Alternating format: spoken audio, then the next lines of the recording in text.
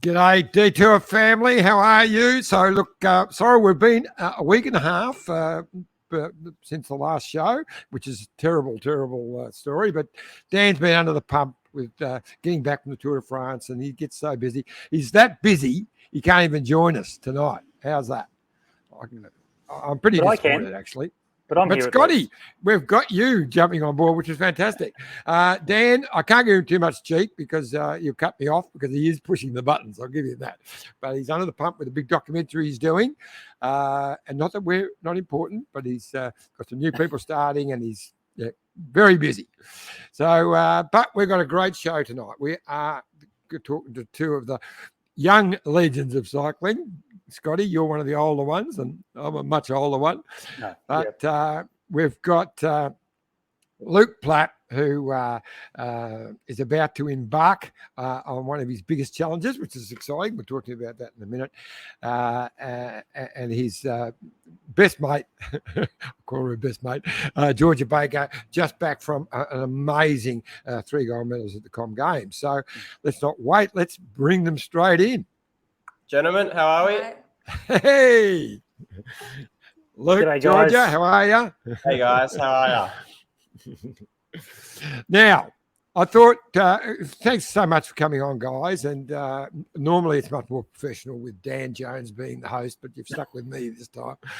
But we'll survive. We will survive. But don't throw me under your bus, Johnny, in terms of lack of professionalism. No. But I can't ask you to come on as a guest and then host the show. So I'll have to do that. But we'll have some fun. Now, I will start with you, Luke, because I'm heading off with my mate Vazzy in 2 days, and we're heading over to the Vuelta, and we're going to be hands-on doing all the SBS interviews. So I hear a whisper that you'll be heading up to Utrecht yourself, maybe even today. Yeah, look, I haven't packed my suitcase yet. We leave for the airport in a few hours. But yeah, so I'll see you up there, and then we'll do a lap of Spain after a couple of days, mate. But you must be getting there, just as we start, no? I get there. We leave on Wednesday morning. We get there on Thursday morning in time to get to the team presentations, which are Thursday afternoon and evening. So I'll see you there. Triple T is the best way to start a tour, isn't it? Like that's got to be interesting. In the races a lot more. Well, it's interesting, isn't it? They used to do them on bike paths and on dirt as well. Triple T's on bike paths. They've done all that.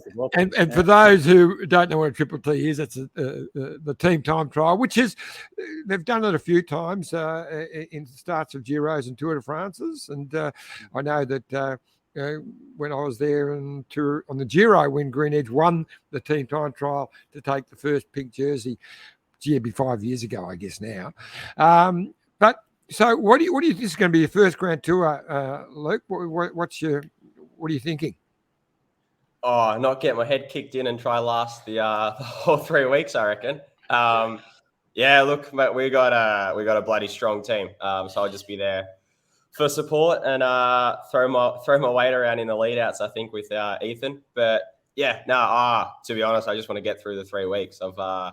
I've struggled enough in 1 week races and getting fatigued in them. So I think 3 weeks would be a big step up. But yeah, if I can get through it, that'd be a big achievement. And look, we haven't won a Grand Tour yet this year. That's the facts of it. So definitely the team are going there to win a Grand Tour. That's what we're trying to achieve. And I think that's what we go in every year trying to win. So yeah.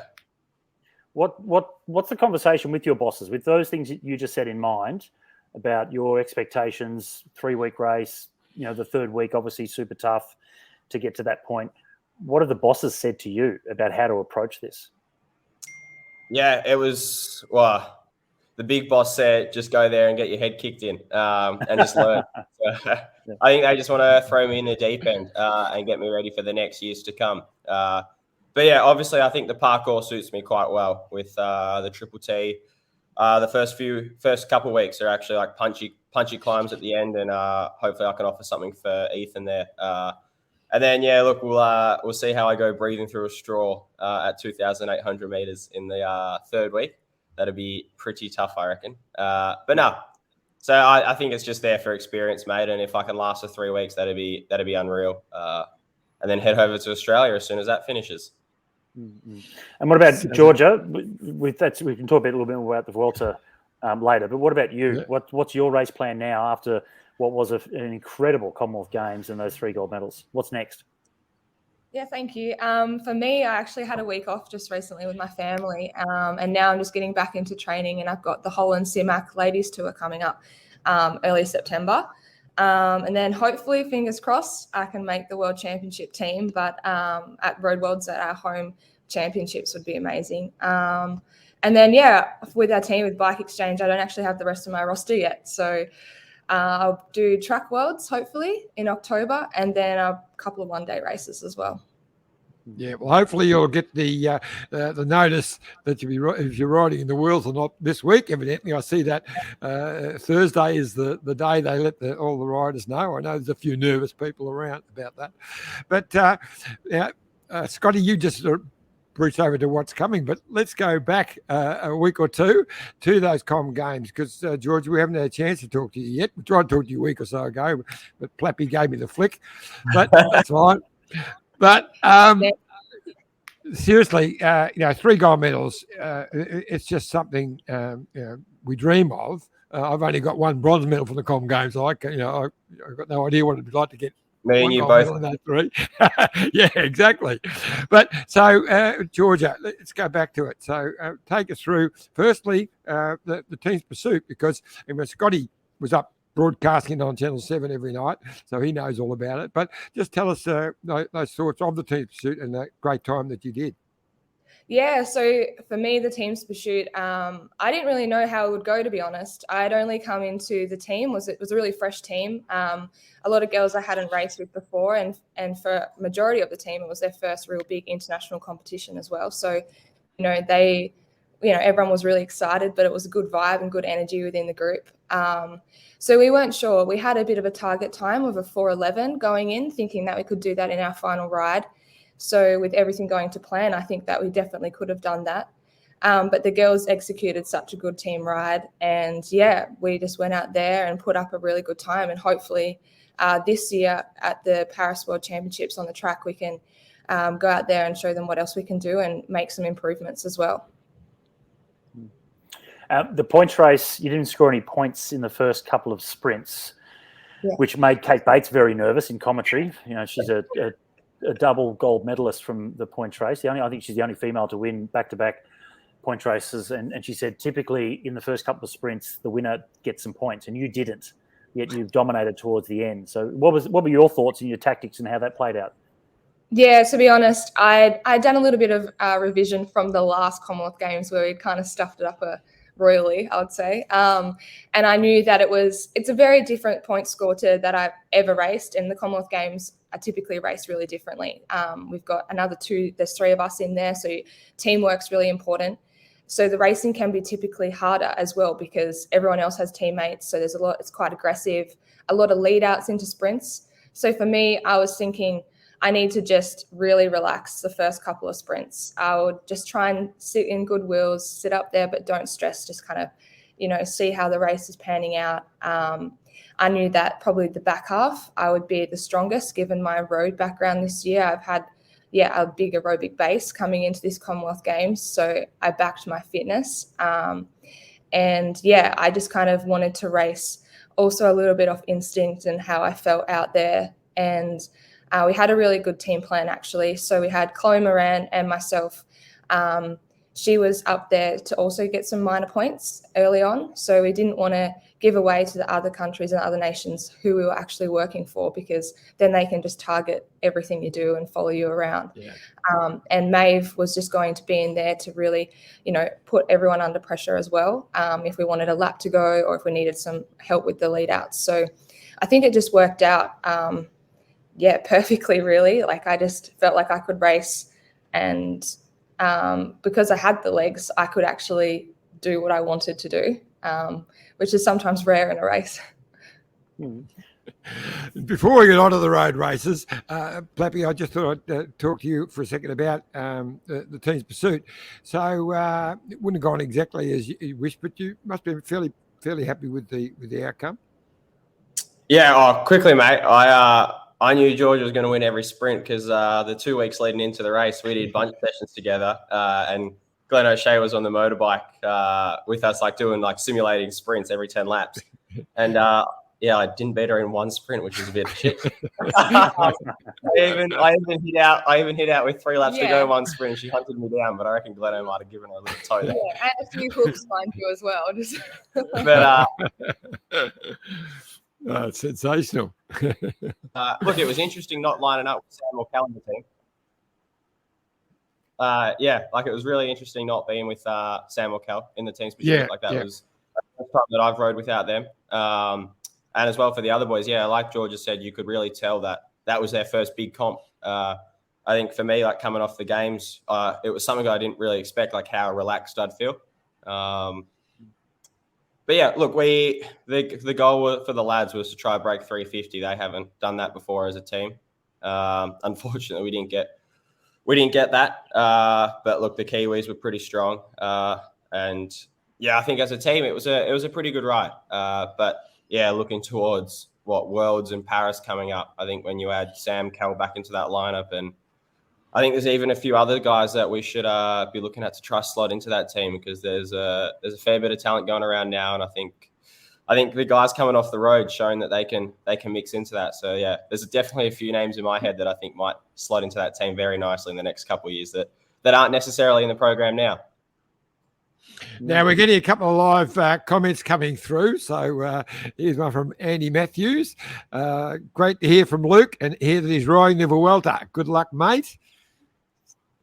And Wendy, of course, Wendy Abbott, superstar, super fan. Hi, John and Scott. Hi, Luke and Georgia. Congrats to both. Good luck, Luke. There you go. Jan Boardman, watched so much ladies racing since the Tour de France films, loving it. The more I watch, the more I'm getting into it. The legacy of the Tour de France film is great, and I got to say, it was bloody brilliant, and it's changed a lot. And this would be great for you to hear, Georgia, and see. But I thought the women's road cycling has really, improved over the last couple of years in the way it's been accepted. The television coverage is getting better, but the Tour de France film was another step completely. And to see those huge crowds, fantastic racing, and the way that everyone just got behind it was just, actually inspiring. Yeah, definitely. It was amazing to watch. We were at our training camp in Newport, and in between sessions, just like tuning into GCN to watch it. And my best friend and housemate Alex Manley rode it, and she said it was just so cool, the energy, and it was just so big, and she didn't quite believe that it could possibly be like that. So yeah, very good for women's sport and women's cycling in particular. Unlucky for you guys, you had to watch it on GCN. Of course, back here in Australia, we could watch it on SBS, which of course is the best station to watch it on. Yeah. But that was fantastic. Now let's just get to the road races, and we'll start with the big one. So, obviously the tactics at the start, was it always you, Georgia, was going to be the P, as we say, for this race? No, actually, not necessarily. Going into the Commonwealth Games, we had a lot of meetings prior, a couple months out, actually, talking about this particular road race and the course. And the finish was actually a lot different than we thought. Originally, it was meant to be a sharp right-hand turn over the bridge and then finish just on the other side of the bridge. So the corner was about 150 metres to go before the finish line. So the race was going to be quite different for us, and we're actually leading out Alex Manley for that sprint because it was uphill, and a really fast finish, uphill would suit her better. And we're going to race it a little bit differently, like a little bit more aggressively. But then we found out, we saw the finish. We got there 2 days before and rode the course, and the finish was dead straight and a little bit downhill. So we went back and had another meeting and kind of spoke about it and thought that the sprint would probably suit me better, given that it was downhill and a really fast lead in, and we wanted to back in our sprint and race it like that. So yeah, things did change a little bit. Hey, what did you think about the criticism that I think was the English put towards you guys as a team. Basically, they were upset that you did what you needed to do to win the race. That's the way I saw it. Because you rode a protective race to set it up for a bunch sprint, and they were cracking the sads about that. What was your response to that? Yeah, well, I just think like they probably didn't. I thought it was a very aggressive race, and for those that commented and said it was boring, I didn't think they probably viewed it or watched it. And it was super aggressive all the time, and I just think that, you know, we had really good team tactic and it paid off. And I wouldn't really change anything. And it definitely wasn't a boring race. There were a lot of breaks when we just happened to be in them. And a few stayed away for a little bit, but then it just came back to a bunch finish, and we just had our lead out dialed. And it just goes to show that, we put in a lot of effort and a lot of planning into that one as well. Yeah, and one of the interesting things, and as a commentator, I understand that we just need to normalise the conversation between men's and women's racing. And there were comments about the women's race not being as exciting as they would have liked. But Mark Cavendish won a world title. The British team shut everything down for the entire race and then let it out for the finish.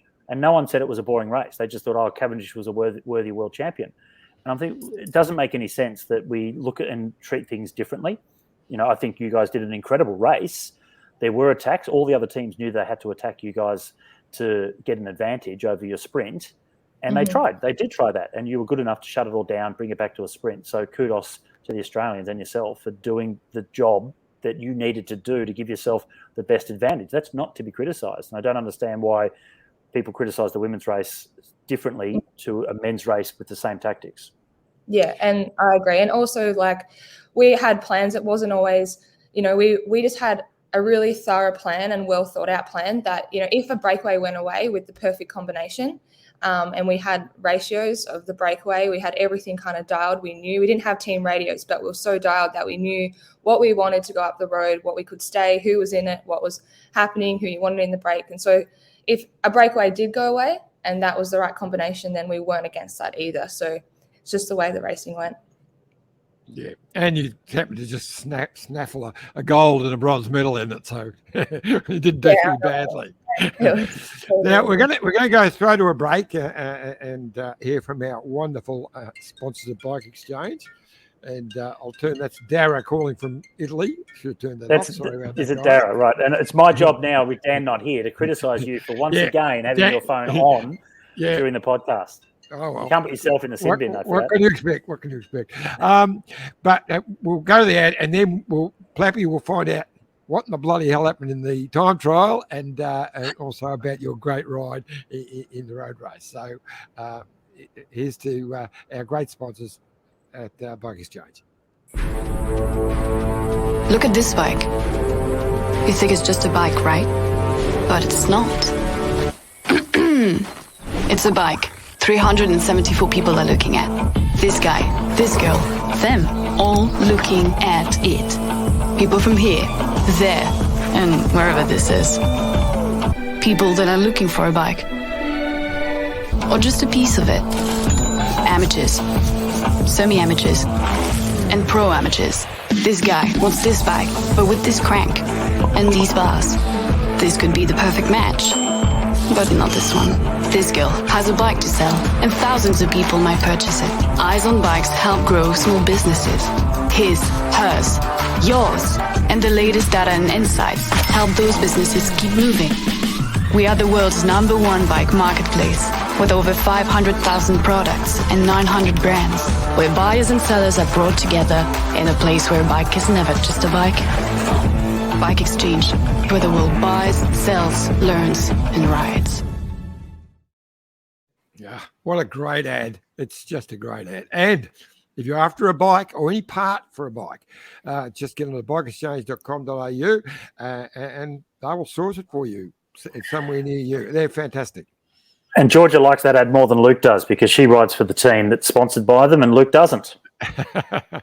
Well, that was it. That was his decision. Yeah. We tried to get him, but well, that's another story for him. Blame Richie Port. Blame Richie Port. Yeah, whatever. But so, firstly, Luke, I was fixed to the TV watching the time trial, and we were on a bit earlier, so I didn't fall asleep like I did later on. But I knew you were on a good ride.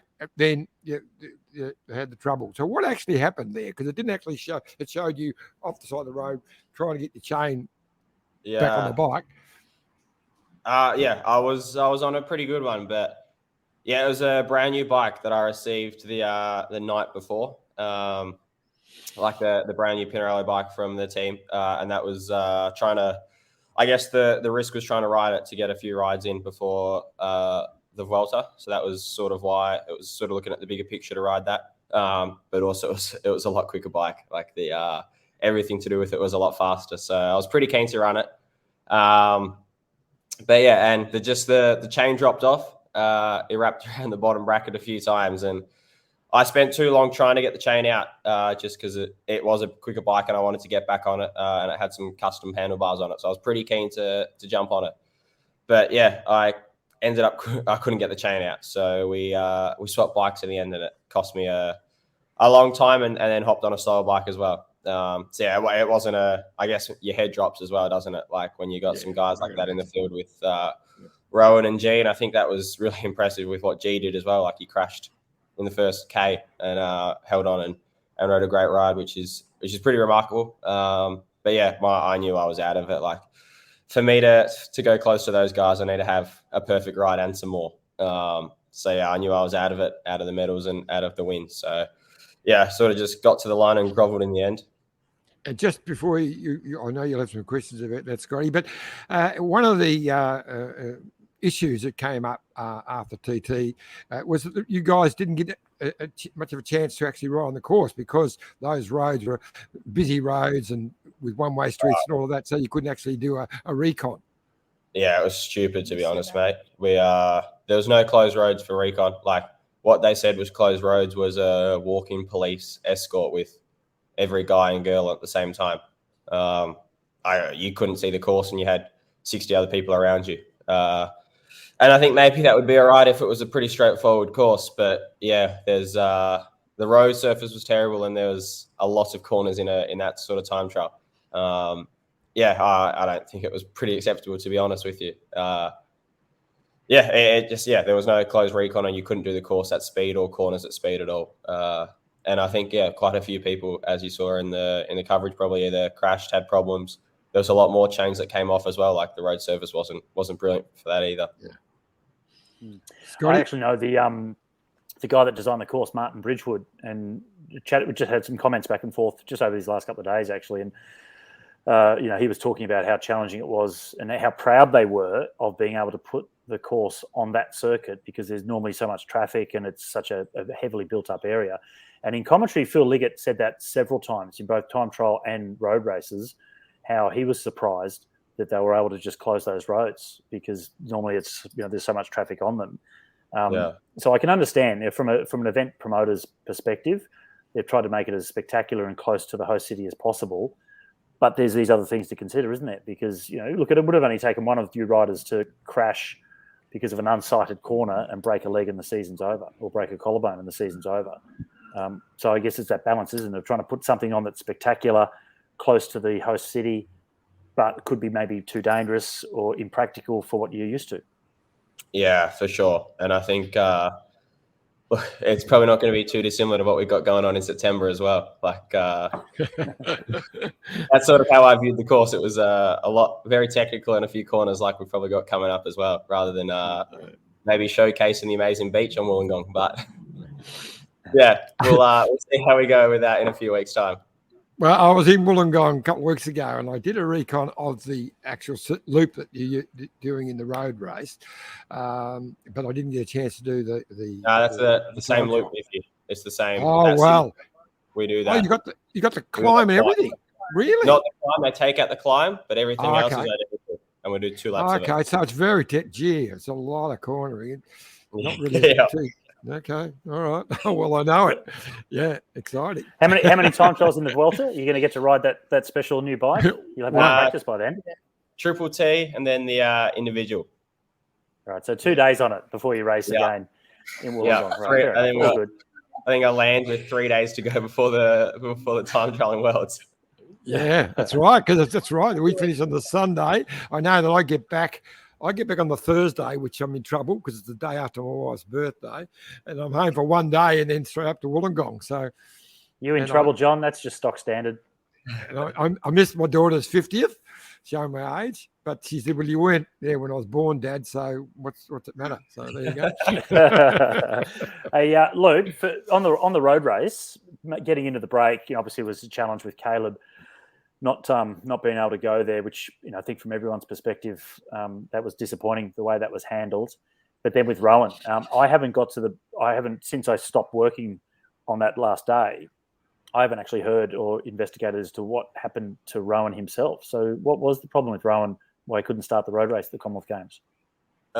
He got real crook over for a couple of nights there, and I think was in hospital for a bit. And they're not actually sure what happens, but it was pretty bad. But yeah, they said, look, they didn't know what was wrong, and I think in the end, it may have been he really overexerted himself, maybe in the TT or not sure what it was. I've seen him riding around here in Girona lately, so I think he's all right. I'm not sure if he's lining up for the Volta or not either, but yeah, I'm not sure what happened, but I think it was just precautions as well for the roadie, but he was definitely really crook in the lead up to it. But yeah, like you said, it was a bit annoying. We went into the race with 3 sprinters, and I think maybe some people worried there was too many cooks in the kitchen, or it was still going to be exciting. But yeah, we went in with 3 and started with none. Yeah, it's unfortunate. But hey, you guys made an entertaining race of it, and the race itself, in commentary, I said the first sort of 60 Ks were like a crit/Kermes until the break got established. And then you were the one that started the attacks at the end. I think 49 Ks to go from memory. So a fantastic finish as well. That you were... Sorry, go on. No. Yeah, it was a crit and Kermes at the start. Like I had my peak heart rate for 60 and 90 minutes just because of the start of that race. And probably a bit of that was down to just being scared in the bunch with a couple of those countries that I didn't trust. That was a bit hairy, and I think everyone was pretty keen to get up the road just to be a bit safer. It's the Com Games, mate. That's the Com Games. So that was probably why my heart rate was pinging. I was a bit scared riding next to some of those guys.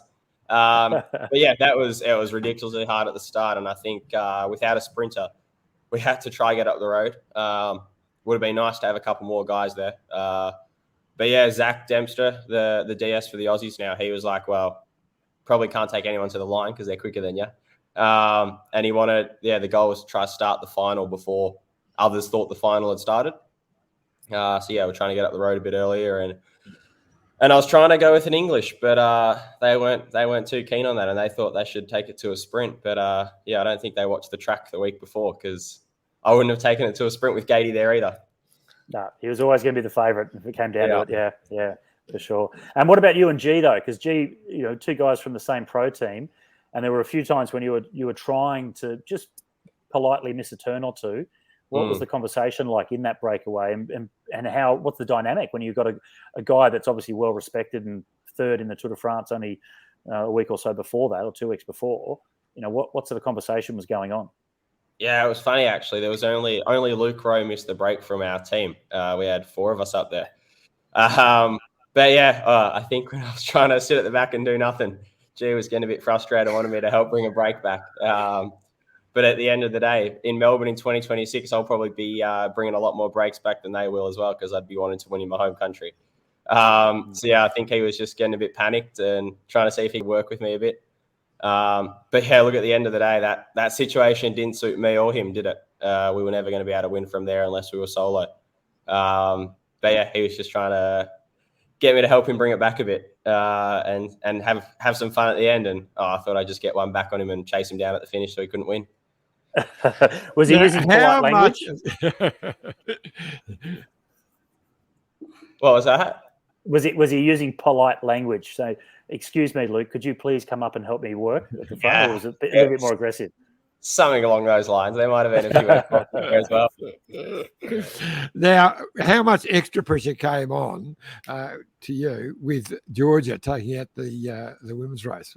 Extra pressure, mate. Oh, it started a week before on the track as well when she won the points race and I had to race the next day. I messaged Cam Meyer actually before my points race and asked for some help and some tips. Obviously, he's probably the best we've ever had. And he started giving me some tips, and then he replied, "Oh, how about you just ask your girlfriend? She looks like she wrote a pretty good one just then." Yeah, so I walked away with 1 bronze and she's a 3-time Com Games champ. Exactly. Now, looks like we'll have about a dozen Aussies in the Vuelta, although the names haven't been released as yet. I just got a little news flash from the sheriff actually saying that Jack definitely won't be starting. So Jack Haig, as his season's been done and dusted. He had another operation and get the screws and all that out, so he definitely won't be there, which is a real shame.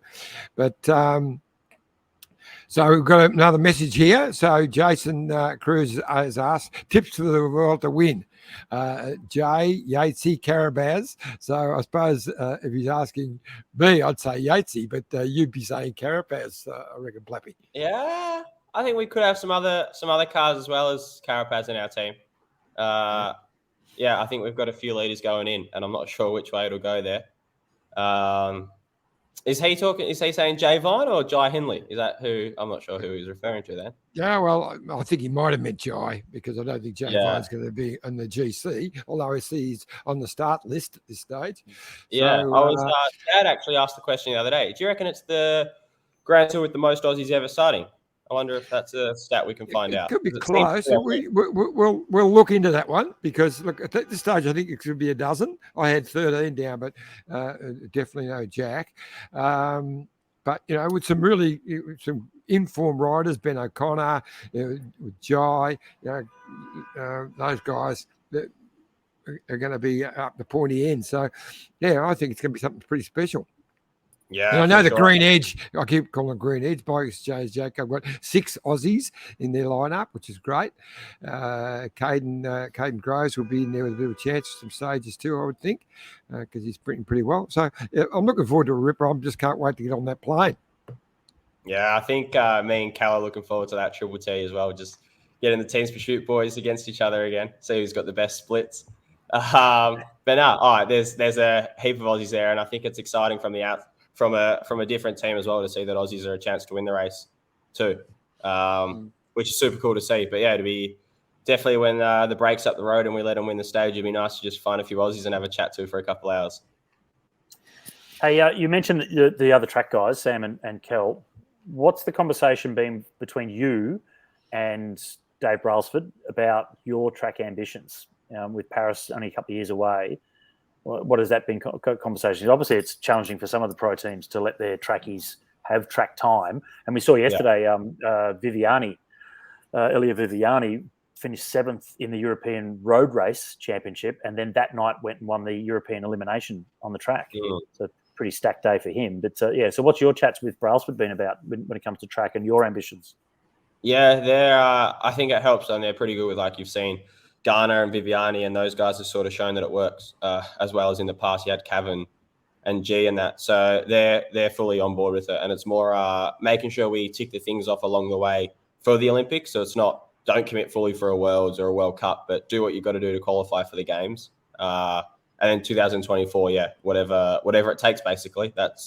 They understand for me that the track and Olympic golds probably the number one focus in my career at the moment. So they're all on board with that. And there's a few guys in the same boat. Like I think me and Ethan have been at almost every road race and track race together this year. So he's in the same boat with me at the moment, and Viviani and Garner all want to go again. And I think that's probably the benefit that me and Georgia both have is we're at teams that are willing to support that.